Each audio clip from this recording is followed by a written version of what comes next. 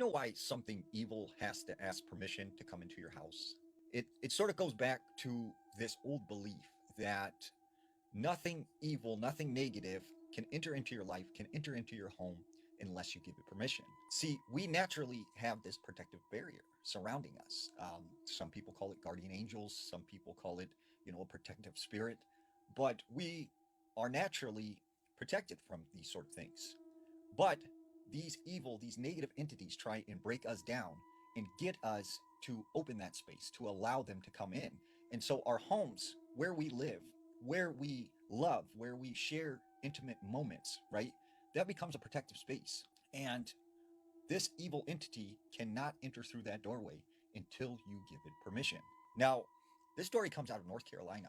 There was this woman who said when she was a young girl, she grew up in a small home up in the Appalachian Mountains. And she said when they first moved into this house, she remembers at night hearing what sounded like young children out in the woods laughing and saying things and calling her to come outside. And she would see shadows moving across her window like someone was walking around out there. She just ignored it and she really had no idea what was going on.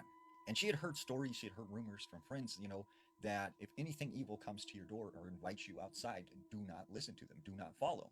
Well, this one particular night, her parents left her in charge of watching her brothers and sisters. And she said they were running around the house playing when all of a sudden she got kind of this sick feeling in her stomach, like something was wrong. And she said her brother started screaming and started freaking out and crying. And she's like, "What's going on? Like, what's wrong?" And he says, they're coming. They're coming for us. Like, they're going to get us. They're coming. And she's like, "What are you talking about? Who's coming?" And he just kept saying, like, "They're coming. They're coming." And all of a sudden, they hear boom, boom, boom, like a knock at the front door. So she runs over to the window and she looks out.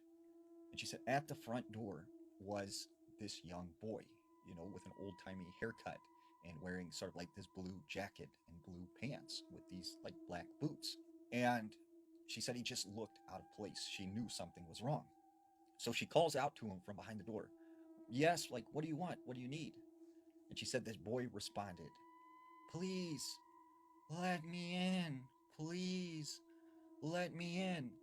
And she's like, "No, I'm not supposed to open the door. Mom and dad are gone. Like, I can't open the door for you." And he's like, "Please, it's cold. Let me in."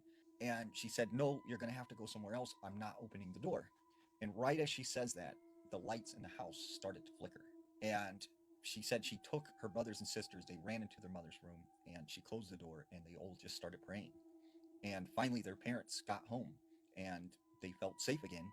And she said within a couple weeks, it was all over this town that there was a young kid who disappeared. And she felt like that had something to do with whoever was knocking on the door